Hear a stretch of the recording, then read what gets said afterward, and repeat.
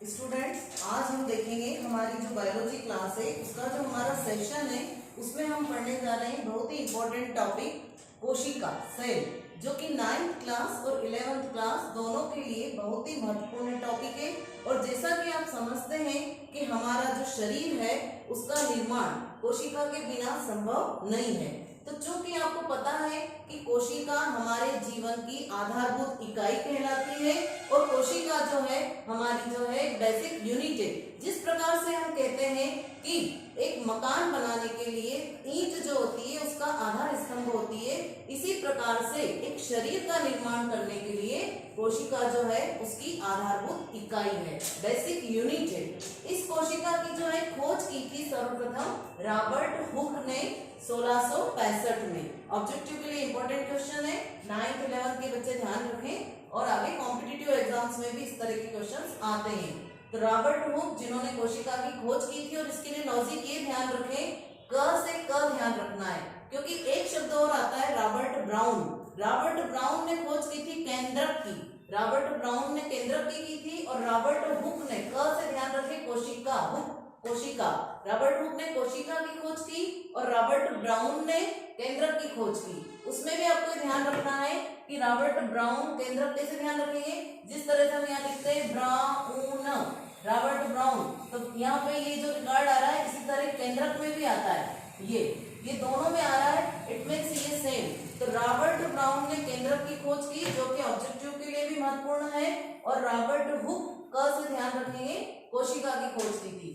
दूसरा सबसे महत्वपूर्ण बात, पूर्ण शक्तता, टोटीपोटेंसी। टोटीपोटेंसी का अर्थ ये होता है कि एक छोटी से छोटी कोशिका में पूरे से पूरे जीव को निर्माण करने की क्षमता होती है। उसको हम टिश्यू कल्चर में करके देखते हैं कि उसे कहते हैं पूर्ण शक्तता या टोटीपोटेंसी। इट मींस कोशिका का इतना सा भी यदि टुकड़ा होगा तो वो पूरे पौधे को निर्मित करने की क्षमता रखता है, और ये टर्म कहलाती है टोटीपोटेंसी। उसके बाद हम देखेंगे कोशिका, कोशिकाओं का समूह क्या कहलाता है। सपोज कीजिए कि एक ये छोटी सी यहाँ पर कोशिका है, ये कोशिका, अब बहुत सारी कोशिकाएं मिली, 1 2 3 4 5, तो ये कोशिकाओं का समूह मिल गया। तो इसने बनाया ऊतक, और ऊतक के बाद मान लीजिए यहाँ पे कोई अंग बना, अंग का मीन्स है यहाँ पे मान लीजिए आंखें बन गई, यहाँ मान लीजिए नाक बन गया, कान बन गया, तो ये जो अंग बने हैं ये बने हैं ऊतक से। इट मींस कोशिका, कोशिकाओं का समूह कहलाता है ऊतक, ऊतक से मिलकर बनता है अंग, और अंग से बनता है हमारा अंग तंत्र। अंग तंत्र मतलब पाचन तंत्र, हमारा परिसंचरण तंत्र, हमारा श्वसन तंत्र, और फिर इन सारे तंत्र से मिलकर बनता है हमारा शरीर, या जिसे हम कहते हैं जीव। तो इस तरह से पूरा जो है ये एक जो है चक्र चलता रहता है, इसको आप याद रखें और ये आगे तक आपको काम आएगा।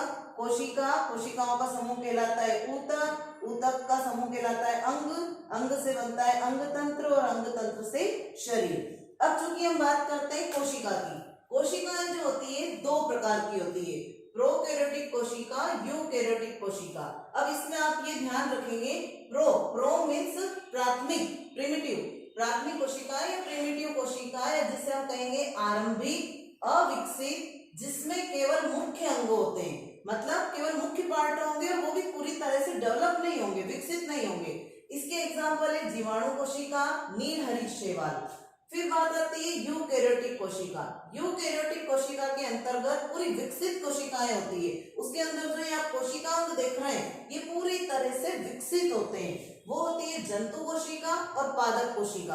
अब जितने भी जंतु होते हैं जिसमें मनुष्य भी आते हैं, तो हम सब में पाई जाती है जंतु कोशिका, और बाकी जो पौधों में होती है वो होती है पादप कोशिका। तो आपको यहाँ पे अंतर समझ में आया होगा।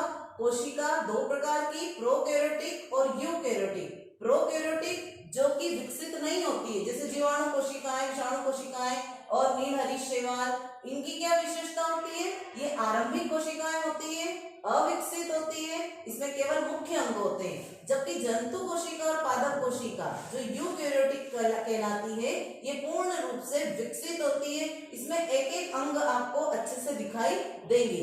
अब चूंकि यहाँ पे मैंने पादप कोशिका और जंतु कोशिका को ड्रॉ किया हुआ है, उससे पहले मैं आपको प्रोकैरियोटिक कोशिका बताना चाहूंगी। तो आप देखिए ये प्रोकैरियोटिक कोशिका है, इस प्रोकैरियोटिक कोशिका मतलब जीवाणु कोशिका, एक जीवाणु कोशिका का चित्र है।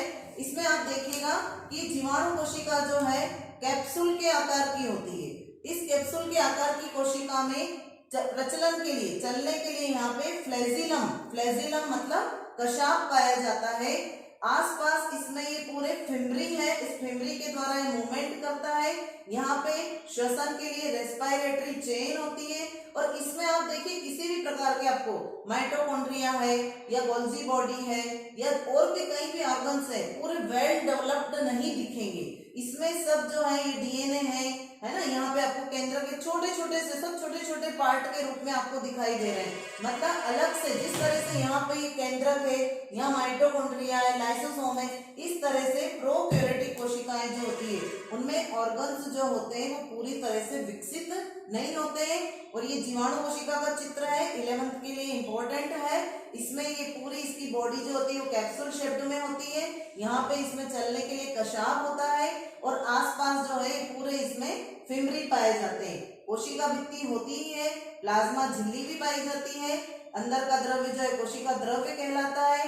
ये छोटे छोटे कण है, स्टोरेज ग्रेन्यूल्स, आरएनए इसमें जो है वो स्वतंत्र रूप से पाए जाते हैं, या दिखाई दे रहे हैं आपको। यहाँ पे एक एमआरएनए होता है, मीजोसोम नामक एक संरचना पाई जाती है। और इसका जो डीएनए होता है पूरा डीएनए जैसा नहीं, पूरा न्यूक्लियोइड होके गुच्छे के रूप में दिखाई देता है। इसीलिए हम इसको प्रोकैरियोटिक सेल्स कहते हैं, क्योंकि ये अभी आरंभिक कोशिका है, अविकसित है और केवल इससे मुख्य पार्ट दिखाई दे रहे हैं। तो ये जो हमारा चार्ट है या मॉडल जो भी कहें आप, ये हमारे यही के विद्यालय के बच्चों ने बनाया है। हमारे जो विद्यालय के यहाँ के शासकीय बालक कुमावी क्रमांक 2 के जो बच्चे हैं उन्हीं के द्वारा बनाया हुआ है। तो इसको आप देखिएगा। उसके बाद हम बात करेंगे नेक्स्ट हमारा जो अगला है हमारा कंटेंट वो है पादप कोशिका। अब पादप कोशिका का जैसे नाम से ही आप समझ में आ रहा होगा आपको कि पौधों में पाए जाने वाली, तो सबसे मेन कैरेक्टर इसका क्या होता है? सबसे मेन कैरेक्टर ये होता है, आप दो चीजें विशेष करके ध्यान रखें, क्योंकि ऑब्जेक्टिव हो चाहे अंतर हो चाहे आगे कहीं भी कॉम्पिटिटिव एग्जाम्स में हो, इस तरह का क्वेश्चन जरूर आता है कि पादप कोशिकाओं की मुख्य विशेषता क्या होती है। तो मुख्य विशेषता होती है इसका हरित लवक का पाया जाना। हरित लवक मतलब जो इसमें भोज्य पदार्थ का निर्माण करता है प्रकाश संश्लेषण की क्रिया के द्वारा, जबकि इसमें जंतु कोशिकाओं में हरित लवक जो होता है वो अब्सेंट होता है, अनुपस्थित होता है। दूसरी बात हम संरचना की बात करेंगे। इसको यहाँ पे आप चित्र देखें, उसमें आप दोनों चित्र से कंपैरिजन करते रहेंगे, तुलना, फिर हम तुलनात्मक अध्ययन करेंगे उसका। अब सबसे पहले बात करेंगे कोशिका भित्ति। ये कोशिका भित्ति, ये देखिए आप, कोशिका के आसपास की भित्ति जो इसको कवर करके रखती है वो कहलाती है कोशिका भित्ति। ये कोशिका भित्ति पादप कोशिका में होती है उपस्थित, जंतु कोशिका में होती है अनुपस्थित। ये जंतु कोशिका है, इसमें कोशिका भित्ति नहीं पाई जाती है, इसमें कोशिका भित्ति होती है, इसलिए मैंने यहाँ स्टार बनाया है। किसकी बनी होती है? ऑब्जेक्टिव में भी क्वेश्चन आता है 9 to 11, उसमें पूछते हैं किसकी बनी होती है, तो आपको लिखना है सेल्यूलोज की बनी होती है। तो कोशिका भित्ति प्रेजेंट और सेल्यूलोज की, ये यहाँ लिखा है। कोशिका भित्ति पादप कोशिका में उपस्थित होती है, जंतु कोशिका में अनुपस्थित होती है। अब चूंकि इसके अंदर जो पाए जाने वाले कोशिकांग हैं उनके जो अंतर होते हैं कि किसमें क्या है किसमें क्या नहीं, बच्चे कंफ्यूज होते हैं। तो इसके लिए एक छोटी सी ट्रिक जो है मैं बता रही हूँ आपको, इसको आपको याद रखना है। कोशिका हरी कैसे आला, कोशिका हरी कैसे आला। अब आप इसको यहाँ जो बिंदु लिखे उसके आधार पे याद रखें। गो से कोशिका से सबसे पहला कोशिका हो गया, ह से हरित लवक, री से रिक्तिका, के से आपको याद रखना है केंद्र, से आप याद रखेंगे सेंट्रोसोम, आ से आपको याद रखना है इसका आकार, और ला से आप याद रखेंगे लाइसोसोम। अब आपको देखना है प्रेजेंट है या अब्सेंट है या क्या आकार है उनका, उस आधार पे हम इनको डिफरेंशिएट करेंगे। तो सबसे पहले पादप कोशिका की बात करते हैं। पादप कोशिका आसपास से कोशिका भित्ति से घिरी रहती है, अंदर की तरफ इसमें होती है प्लाज्मा झिल्ली या कोशिका झिल्ली। अब आप ये याद रखिए कि प्लाज्मा झिल्ली का क्या रोल होता है। प्लाज्मा झिल्ली का एक कार्य होता है कि वो आवागमन का कार्य करती है। इट मीन्स अंदर के पदार्थों को बाहर पहुंचाने का और बाहर के पदार्थों को अंदर लाने का कार्य करती है। अर्थात ये पारगम्य, अपारगम्य और अर्धपारगम्य 3 प्रकार की होती है।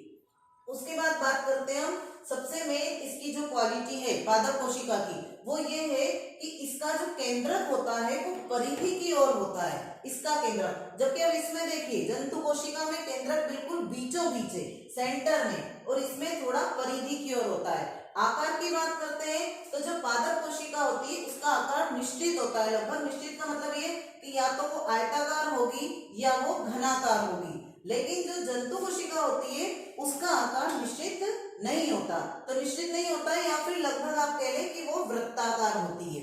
जबकि इसका जो है या तो आयताकार होगा या फिर घनाकार होगा।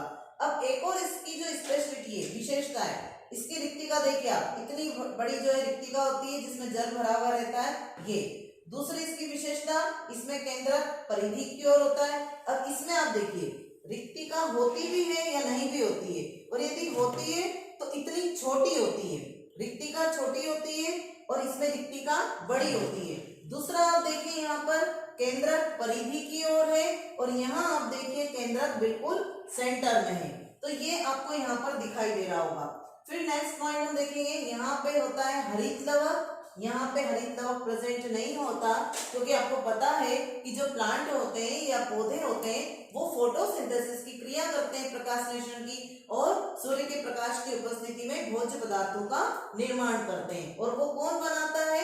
हरित लवक। तो जंतु जो होते हैं वो भोजन नहीं बनाते, इसलिए उनमें जो है हरित लवक नहीं होता। लेकिन कुछ जंतु ऐसे हैं, जैसे एक यूग्लिना नामक जो है जंतु होता है, प्रोटोजोआ का है, उसके अंदर क्लोरोप्लास्ट पाया जाता है। और ये ऑब्जेक्टिव में आता है कि यूग्लिना में हरित लवक होता है, तो यस होता है। नेक्स्ट हम देखेंगे यहाँ पे माइटोकॉन्ड्रिया। माइटोकॉन्ड्रिया दोहरी झिल्ली वाले कोशिकांग है। दोहरी झिल्ली वाले कोशिकांग मतलब उनमें डबल लेयर होती है।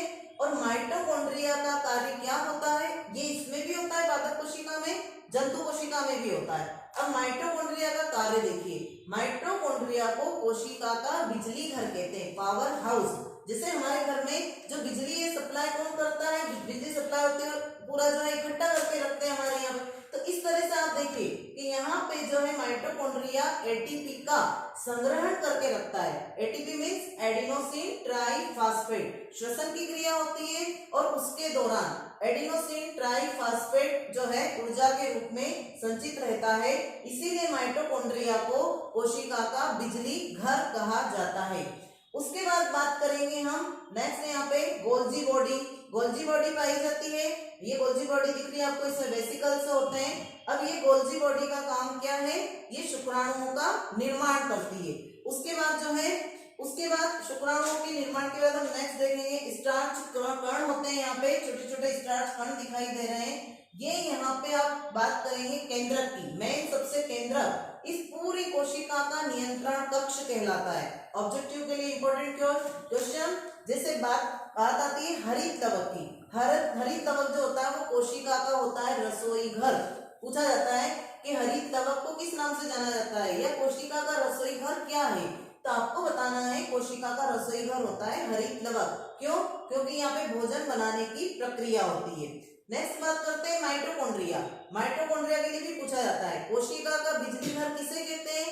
माइटोकॉन्ड्रिया को, क्योंकि जितनी भी ऊर्जा होती है वो सब यहीं पे एटीपी के रूप में संचित रहती है।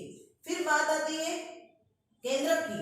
केंद्रक को कहा जाता है कोशिका का नियंत्रण कक्ष या मस्तिष्क, पूरा कंट्रोल इसके हाथ में रहता है। अब इसमें देखिए आप केंद्रक में क्या क्या चीजें हैं, इसमें जो चार नाम है वो सब चारों नाम मिलकर एक केंद्रक बनाते हैं। अब आप देखिए सबसे पहले गोलाकार संरचना दिख रही है आपको, इसको हम बाहर से कहेंगे केंद्र की झिल्ली, जो आसपास इसका कवर बनाती है या एनवलप बनाती है।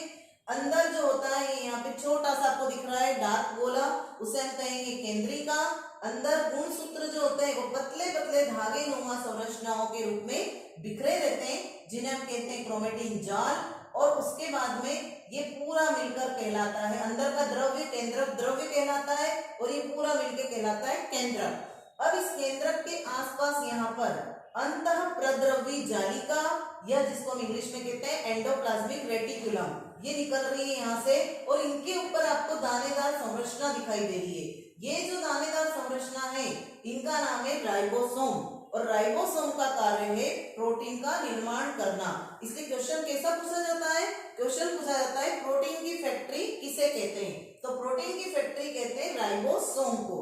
तो देखिए यहाँ पे आपको एंडोप्लाज्मिक रेटिकुलम या हिंदी में कहें तो अंतःप्रद्रवी जालिका, इनके ऊपर दानेदार संरचनाएं दिखाई दे रही है जो राइबोसोम कहलाती है, जिनको हम कहते हैं प्रोटीन की फैक्ट्री।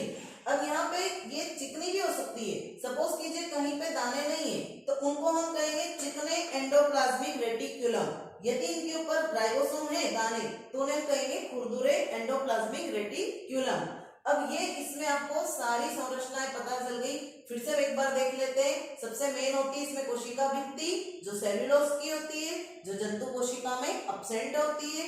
कोशिका झिल्ली जिसे जो प्लाज्मा झिल्ली भी कहलाती है, जो पदार्थों के आवागमन का कार्य करती है, वो इसमें होती है। प्लाज्मा झिल्ली इसमें भी होगी। उसके बाद ये यहाँ पे होता है हरित लवक जो कि भोज्य पदार्थों के निर्माण का कार्य करता है, इसलिए कोशिका का रसोई घर कहलाता है। ये रिक्तिका, इसमें जल भरा हुआ रहता है। माइटोकॉन्ड्रिया कोशिका का बिजली घर, और इसकी विशेषता है कि इसकी रिक्तिका बहुत बड़ी होती है। उसके बाद गोल्जी बॉडी जो शुक्राणुओं के एक आगे वाला पार्ट होता है एक्रोसोम, उसके निर्माण में महत्वपूर्ण भूमिका निभाते हैं। स्टार्च कण होते हैं। यहाँ पे होता है केंद्रक जो कोशिका का नियंत्रण कक्ष कहलाता है, और ये राइबोसोम जो प्रोटीन की फैक्ट्री कहलाते हैं। इस तरह से कोशिका जो कि आयताकार या घनाकार भी हो सकती है। अब बात करते हैं जंतु कोशिका की, जिसका आकार अनिश्चित होता है लेकिन लगभग वृत्ताकार होती है। अब इसमें भी वही केंद्रक, वही केंद्रिका, क्रोमेटिन जाल, आसपास एंडोप्लाज्मिक रेटिकुलम या अंतःप्रद्रवी जालिका जिसके ऊपर दानेदार राइबोसोम के कण चिपके हुए हैं, जिन्हें हम प्रोटीन की फैक्ट्री कहते हैं। और यहाँ पर माइटोकॉन्ड्रिया जिसे हम कोशिका का पावर हाउस कहते हैं, बिजली घर कहते हैं। यहाँ पर रिक्तिका जो कि बहुत छोटी होती है, इसमें बहुत बड़ी और इसमें बहुत छोटी। गोल्जी बॉडी इसमें भी पाई जाती है, इसमें भी पाई जाती है। कोशिका के अंदर का द्रव्य जो होता है वो कहलाता है कोशिका द्रव्य। और यहाँ पे आपको दिखाई दे रहा है सेंट्रोसोम। सेंट्रोसोम जिनसे कि सेंट्रियोल का निर्माण होता है, ये सेंट्रियोल तारक केंद्र कहलाते हैं। सेंट्रोसोम और सेंट्रियोल एक ही बात है। सेंट्रियोल तारक केंद्र जिनका काम क्या है, समसूत्री विभाजन और अर्धसूत्री विभाजन के समय किसका निर्माण करना, तरकूर रेशे का निर्माण करना। तो ये तारक केंद्र पाए जाते हैं। बाकी भाई अब इसमें लाइसोसोम है, इसमें लाइसोसोम नहीं होता है। लाइसोसोम को कहते हैं आत्महत्या की थैली। ये अपने अंदर जो पदार्थ पाए जाते हैं उन्हीं का भक्षण कर लेती है, तो इसलिए लाइसोसोम को आत्महत्या की थैली कहते हैं। ये जंतु कोशिका की विशेषता है, पादप कोशिका में नहीं पाया जाता। तारक केंद्र जो होते हैं सेंट्रियोल या सेंट्रोसोम, ये इसमें नहीं होते, पादप कोशिका में, जंतु कोशिका में पाए जाते हैं। तो ये दोनों में अंतर है। अब चूंकि बच्चे एग्जाम के समय जब यदि चित्र आता है तब इस तरह का शेप भी बना सकते हैं, या आप इसको जो है घनाकार भी बता सकते हैं, मैं बता दूंगी मैं बनाकर। और इसको आपको लगभग इसी तरह से वृत्ताकार बनाना है। अब जब अंतर आता है तो बच्चे कंफ्यूज होते हैं, इसलिए आप इस ट्रिक को याद रख लें। कोशिका हरी कैसे आना, आपको अंतर आप इजी गोइंग लिख सकेंगे। सबसे पहले बात करें बिंदु कोशिका भित्ति। कोशिका भित्ति पादप कोशिका में उपस्थित होती है, ये देखा हमने यहाँ कोशिका भित्ति, और इसमें अनुपस्थित होती है। फिर उसके बाद में हरित लवक, इसमें हरित लवक उपस्थित होता है, इसमें हरित लवक अनुपस्थित होता है। यहाँ दिखाई दे रहा है आपको अनुपस्थित। रिक्तिका उपस्थित होती है, यहाँ पे लगभग अनुपस्थित ही होती है, और यदि उपस्थित होती भी है तो बहुत छोटी। यहाँ लिखा है उपस्थित बड़ी और जंतु कोशिका में अनुपस्थित छोटी। केंद्रक उपस्थित उपस्थित दोनों में उपस्थित, यहाँ भी उपस्थित यहाँ भी उपस्थित। यहाँ परिधि की ओर है, यहाँ देखिए आप परिधि की ओर दिखाई दे रहा है, और यहाँ पे आप देखिए मध्य में दिखाई दे रहा है। सेंट्रोसोम अनुपस्थित, मैंने आपको बताया ये सेंट्रोसोम है, ये सेंट्रोसोम दिखाई दे रहा है, ये सेंट्रियोल है। यहाँ पे नहीं होते हैं, एब्सेंट होते हैं, लेकिन इसमें सेंट्रोसोम जो होते हैं ये उपस्थित होते हैं, क्योंकि ये तरकूर रेशे का निर्माण करते हैं समसूत्री और अर्धसूत्री विभाजन के समय। आकार, इसका आकार निश्चित होता है, या तो आयताकार होगा या घनाकार होगा। और जंतु कोशिका जो होती है उसका आकार अनिश्चित होता है। लाइसोसोम, इसमें लाइसोसोम अनुपस्थित होते हैं, जिन्हें हम आत्महत्या की थैली कहते हैं, और इसमें लाइसोसोम जो होते हैं वो उपस्थित होते हैं। अब चूंकि ये जो डायग्राम्स है इनको आपको दोनों को एक साथ ही याद करें ताकि आपको अंतर याद करने में दिक्कत ना हो। और मुझे लगता है शायद ये वाला डायग्राम डायग्राम्स ऐसा है कि आपको बनाने में भी किसी प्रकार की कोई डिफिकल्टी नहीं होगी, इसलिए शायद मुझे लगता नहीं है कि मैं आपको बताऊं। लेकिन यदि आपको थोड़ी सी दिक्कत है कि ये माइटोकॉन्ड्रिया और इसमें बनाने में आए, तो देखिए अब माइटोकॉन्ड्रिया को इस तरीके से बनाए और उसके बाद अब ये बनाया और फिर यहाँ से इसको डबल किया और इसको डबल लेयर करें। क्यों डबल लेयर? क्योंकि दोहरी भित्ति वाले कोशिकांग है।